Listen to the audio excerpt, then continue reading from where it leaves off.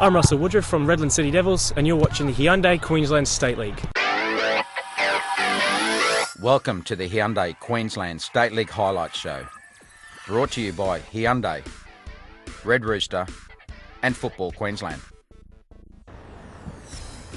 This weekend's highlights come to you from Perry Park in Brisbane, where second played fourth. Brisbane Strikers versus Redlands City Devils in what promised to be an intriguing battle. The home side was coming off a weekend off, where they had played an impressive trial match against the Brisbane Roar, while Redlands City Devils had a solid 4-0 home win against FNQ Bulls. Good work on the left by Graham Fife and Danny Byrne created the first chance. Jean Dubois played in the informed midfielder Chris Bale, whose shot was just wide of the right post. The Strikers were quick to gain momentum, dominating possession and pushing the visitors back into defence. Steve Unsworth set up midfielder Scott McNichol, who drove a shot over the crossbar from 20 yards.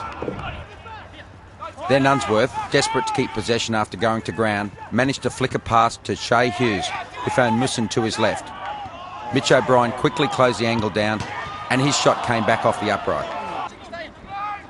Then, with 5 minutes left in the first half, the game was turned on its head. A through ball was played to Russell Woodruff, who was able to get a shot away, despite having his shirt pulled by Craig Collins.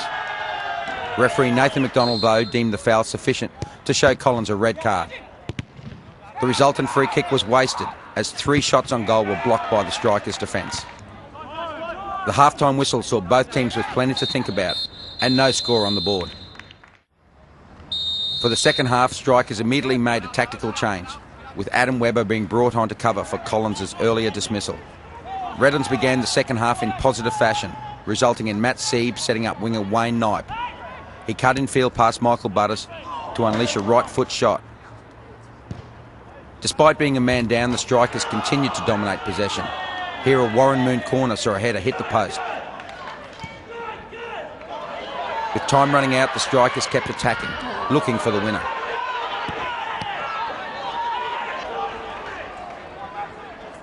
Across from Luke Morley saw the ball fall to Chris DeCipio, who bundled the ball past the fallen defenders for Musson to clip it into the net. However, confusion reigned as the referee disallowed the goal on the advice of his assistant, for Musson being offside.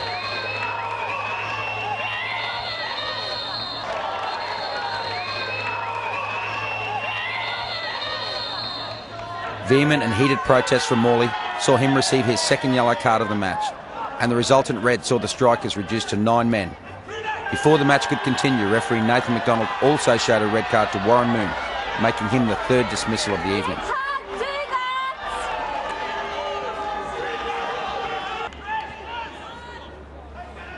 The last few minutes were frenetic. Dubois had a header at the back post, but he was not accurate, and the ball went over the crossbar. It was not all one way, despite the obvious numerical difference. McNichol crossed from the left, and a volley by Michael Butters saw Webber not connect cleanly. It took a superb save by O'Brien to keep the scores level. And the hard-working Costello ran onto a through ball from Regan Alder and forced another save from O'Brien.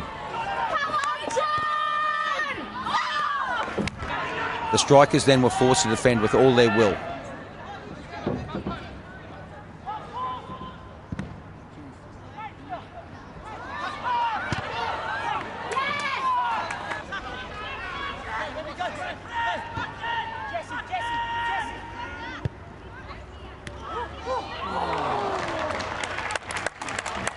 In stoppage time, Tyson and his defence had to endure a series of corners and a number of anxious moments. Consecutive corners forced the Strikers to dig deep and block Redlands' attacks.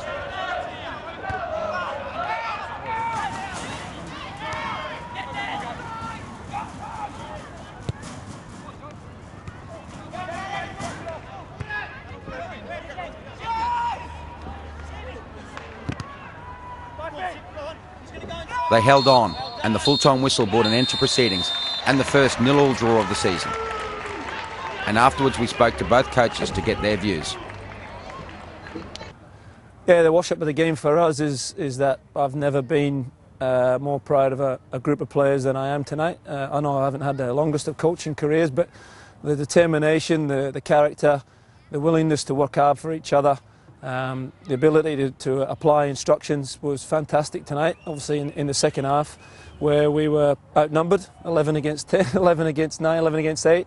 And look, in the end up, I'm sure that the highlights will have showed that we were the team that looked most likely to score. So I'm really, really proud of the boys. I'm slightly disappointed because I feel we deserve the 3 points out of that.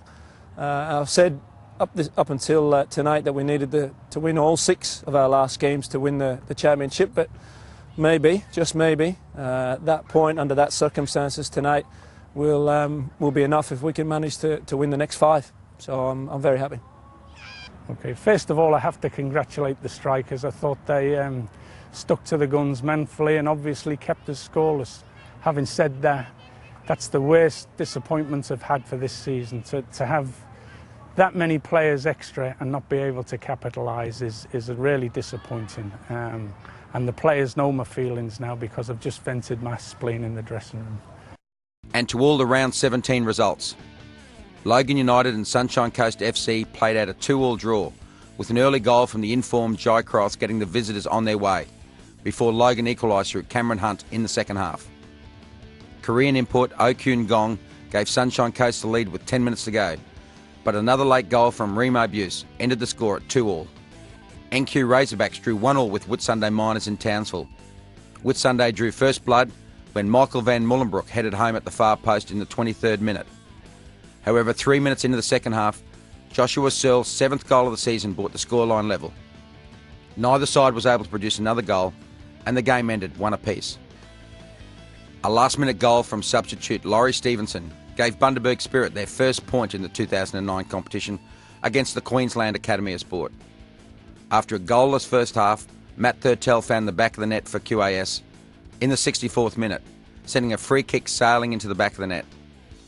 Stevenson then ended Spirit's pointless streak after only being on the pitch for 12 minutes. As you saw, Brisbane Strikers and Redlands City Devils played out only the second goalless draw in the history of the Hyundai Queensland State League, with the other one back in 2008, the round 14 match between Capricorn and Bundaberg. Despite the fact there were no goals scored, the game was not short of talking points, with 3 Strikers players receiving their marching orders, meaning their team finished the game with 8 men. Although the numerical advantage was theirs, Redlands failed to find the back of the net. Mareeba played host to a 9-goal thriller between FNQ Bulls and Olympic FC. Bulls squandered a 2-goal lead, with Robert Pendenza scoring in just the 2nd minute, while Renzo Franco made it 2-0 after half an hour. Olympic hit back, and they scored 3 goals in 7 minutes, including a penalty to take the lead going into the half-time break. In the second half, they made it 5-2 by the 86th minute. Home spectators were then momentarily given hope when the Bulls netted 2 late goals through George Karoma and Stephen Cater, but it was not enough. The final score was 5-4 to Olympic. Capricorn Cougars had the bye in this round. 4 out of the 5 Hyundai